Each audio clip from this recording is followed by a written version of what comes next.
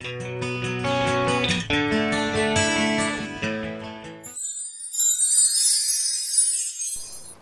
Friends, இது உங்கள் ஸ்நேகிதி. இன்றைக்கி இந்த வீடியோவில் நம்ம பார்க்க போகிறது கத்திரிக்காயில் செய்கிற ஒரு கிரேவி.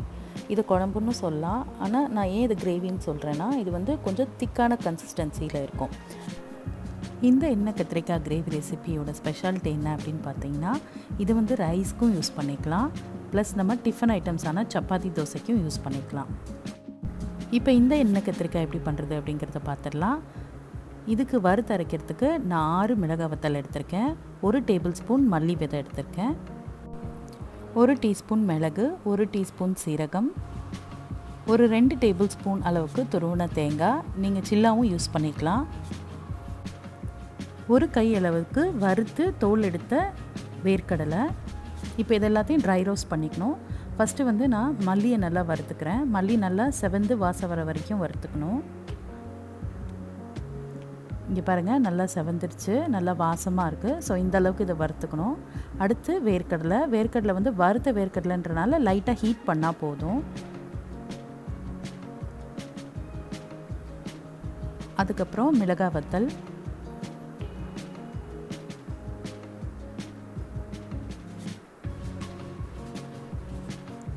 அடுத்ததாக 1 டீஸ்பூன் மிளகு,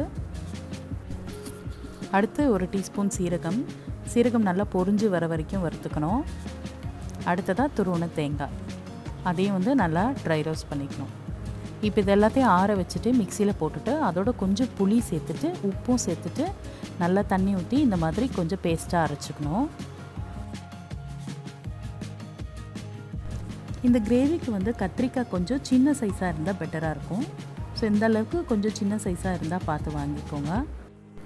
இப்போ இந்த கத்திரிக்காவை க்ராஸாக எக்ஸ் ஷேப்பில் கட் பண்ணிவிட்டு உள்ளே பூச்சி இருக்கான்றதையும் பார்த்துட்டு இந்த காம்பை கட் பண்ணிவிட்டு நம்ம அரைச்சி வச்சுருக்க மசாலாவை இதில் வந்து இந்த மாதிரி ஸ்டஃப் பண்ணி எல்லா கத்திரிக்காயும் ரெடி பண்ணி வச்சுக்கோங்க.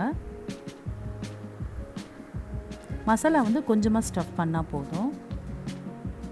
இப்போ ஒரு பேனில் நல்லெண்ணெய் ஊற்றி ஹீட் பண்ணியிருக்கேன். அதில் நம்ம ஸ்டஃப் பண்ணி வச்சுருக்க கத்திரிக்காய் வந்து போட்டு வதக்கிக்கலாம்.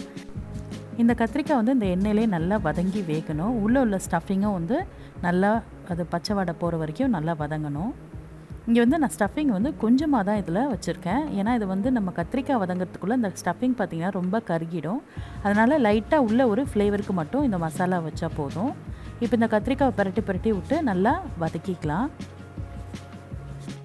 இப்போ இது வதங்கிறதுக்குள்ளே நான் இன்னொரு கடாயில் ஆயில் ஹீட் பண்ணியிருக்கேன், நல்லெண்ணெய் ஊற்றி ஹீட் பண்ணியிருக்கேன். அதில் வந்து நமக்கு கிரேவி தாளிச்சிக்கலாம். இப்போது கடுகு சேர்த்துருக்கேன்.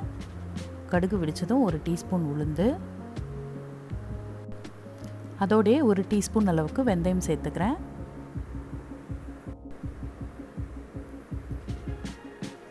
ஒரு டீஸ்பூன் சீரகமும் சேர்த்துக்கிறேன். இப்போ இதெல்லாம் செவந்ததும் கருவேப்பிலை சேர்த்துட்டு ஒரு வெங்காயம் கட் பண்ணி வச்சுருக்கேன், அதை சேர்த்து வதக்கிக்கலாம் நல்லா. இப்போ இங்கே பாருங்கள், இந்த கத்திரிக்காய் வந்து நல்லா வதங்க ஆரம்பிச்சிருச்சு. இது திருப்பி விட்டு நல்லா இன்னும் கொஞ்சம் நல்லா வதங்கணும். இப்போ இந்த வெங்காயம் நல்லா வதங்கிடுச்சு. இதில் வந்து நான் 3 பழுத்த தக்காளி சேர்த்துக்கிறேன் புளிப்புக்கு. இப்போ இந்த தக்காளி நல்லா வதங்கி மசிஞ்சு வேகிற வரைக்கும் இதை நல்லா வதக்கிக்கணும்.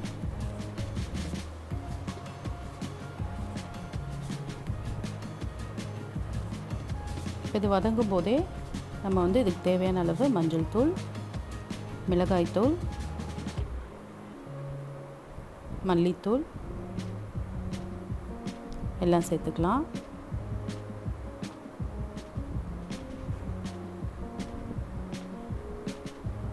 இப்போ இது எல்லாத்தையும் சேர்த்து நல்லா ஒரு தடவை வறுத்து விட்டுட்டோம் அப்படின்னா நல்லா வாசமாக இருக்கும். அப்புறம் இதுக்கு தேவையான அளவு உப்பு சேர்த்துக்கலாம். அதையும் நல்லா வதக்கிட்டு இப்போ பாருங்கள், இந்த தக்காளியிலேருந்து எண்ணெய் நல்லா பிரிஞ்சு வர ஆரம்பிச்சிருச்சு. இப்போ இந்த ஸ்டேஜில் வந்து நம்ம அரைச்சி வச்சுருக்க மசாலா இதில் சேர்த்துக்கலாம். இப்போ இந்த மசாலா சேர்ந்து கொதிக்கிறதுக்கு கொஞ்சமாக இதில் தண்ணி சேர்த்துக்கலாம். இப்போ இந்த மசாலா வந்து வறுத்து அரைச்சனால இது வந்து கொஞ்சம் நேரம் கொதிச்சா போதும். தேவையான அளவு கன்சிஸ்டன்சிக்கு ஏற்ற மாதிரி தண்ணி சேர்த்துக்கோங்க. இந்த கிரேவி வந்து ஒரு திக்கான கன்சிஸ்டன்சியில் தான் இருக்கும். அதனால் தண்ணி வந்து கொஞ்சம் தேவைப்பட்டால் பார்த்துட்டு சேர்த்துக்கோங்க. இப்போது இந்த கிரேவி ரொம்ப திக்காக இருக்கனால நான் இதில் இன்னும் கொஞ்சம் தண்ணி சேர்த்துக்கிறேன்.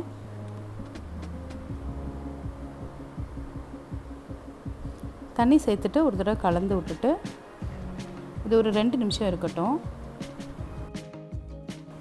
இப்போ இந்த பக்கம் நம்மளோட கத்திரிக்காய் நல்லா வதங்கி ரெடி ஆகிடுச்சு. இப்போ அதை ஸ்டவ் ஆஃப் பண்ணிவிட்டு இந்த கத்திரிக்காயெல்லாம் இதில் சேர்த்துக்கலாம். எல்லா கத்திரிக்காயும் சேர்த்துட்டு ஒரு தடவை மிக்ஸ் பண்ணி விட்டுட்டு இதை கொஞ்சம் நேரம் கொதிக்க விடணும்.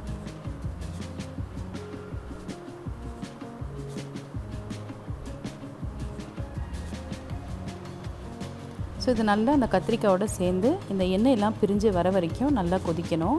இந்த கிரேவியும் வந்து திக்கான கன்சிஸ்டன்சிக்கு வரணும். பாருங்கள், இப்போ நல்லா எண்ணெயெல்லாம் பிரிஞ்சு வந்துடுச்சு. நல்லா இது வந்து கிரேவியும் கொஞ்சம் திக்காக ஆரம்பிச்சிருச்சு. ஸோ அவ்வளோதான், நம்மளோட கிரேவி வந்து சூப்பராக ரெடி ஆகிடுச்சு. ஸோ இந்த ஸ்டேஜில் இதை ஆஃப் பண்ணிடலாம்.